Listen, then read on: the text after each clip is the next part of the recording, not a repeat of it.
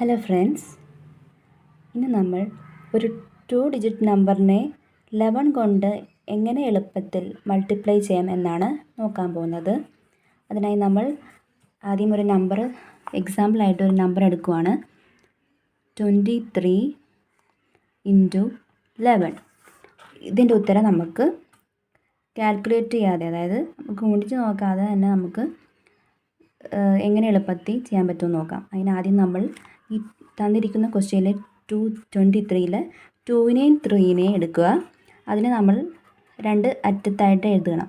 2നെ ഒരു സൈഡിലായിട്ടും 3നെ മറ്റൊരു സൈഡിലായിട്ടും എഴുതുക. നമ്മളിങ്ങനെ എഴുതുമ്പോൾ ശ്രദ്ധിക്കേണ്ട കാര്യം 2 കറക്റ്റ് 100ൻ്റെ പ്ലേസിലും അതുപോലെ 3 യൂണിറ്റ് പ്ലേസിലും വേണം എഴുതാൻ. എന്നിട്ട് അതിൻ്റെ മിഡിലായിട്ട് ഈ രണ്ട് നമ്പേഴ്സിൻ്റെ മിഡിലായിട്ട് നമ്മൾ 2നെയും 3നെയും ആഡ് ചെയ്ത് എഴുതണം. അപ്പോൾ നമുക്ക് അടുത്ത സ്റ്റെപ്പിൽ നമ്മൾ നോക്കുമ്പോൾ 2 ഇവിടെ എഴുതുക. അതുപോലെ 2ഉം 3യും ആഡ് ചെയ്യുമ്പോൾ കിട്ടുന്ന ആൻസർ, അതായത് 5, അത് നമ്മൾ മിഡിലായിട്ട് എഴുതുക. അതുപോലെ 3 അതുപോലെ തന്നെ ഇറക്കി എഴുതുക. അപ്പോൾ നമുക്ക് ആൻസർ 253, അതായത് 253 എന്ന് കിട്ടും. ഇതാണ് നമുക്ക് കിട്ടുന്നത്. ഇത് തന്നെയാണോ ഇതിൻ്റെ ആൻസർ എന്ന് നമുക്കൊന്ന് ചെക്ക് ചെയ്യാം. 23 × 11. 3 × 1 3, 2 × 1 2, 1 × 3 3, 2 × 1 2, 3 5 2. ഓക്കെ, അപ്പോൾ നമുക്കിതിൽ നിന്നും സെയിം ആൻസർ തന്നെയാണ് കിട്ടിയിരിക്കുന്നത്. അപ്പോൾ നമുക്ക് നമ്മുടെ മെത്തേഡ് കറക്റ്റാണ്. അപ്പോൾ നമുക്ക് വേറൊരു എക്സാമ്പിൾ കൂടി നോക്കാം. 44 × 11.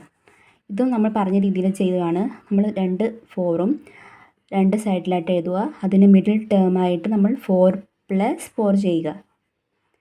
എന്നിട്ട് 4 അതുപോലെ ഇറക്കി എഴുതുക. അതുപോലെ 4 + 4 കിട്ടുന്ന ആൻസർ 8 ആണ്. അത് ഇറക്കി എഴുതുക.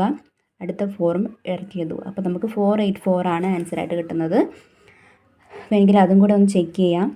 44 × 11 ചെയ്യുമ്പോൾ നമുക്ക് കിട്ടുന്നത് 4 × 1 4, 4 × 1 4, 1 × 4 4, 4 × 1 4.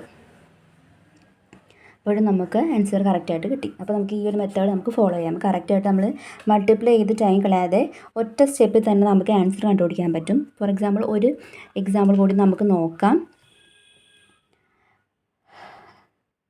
13 × 11. നമുക്കിതിൻ്റെ ആൻസർ ഇപ്പോൾ പറഞ്ഞ രീതിയിൽ എങ്ങനെ എഴുതാം?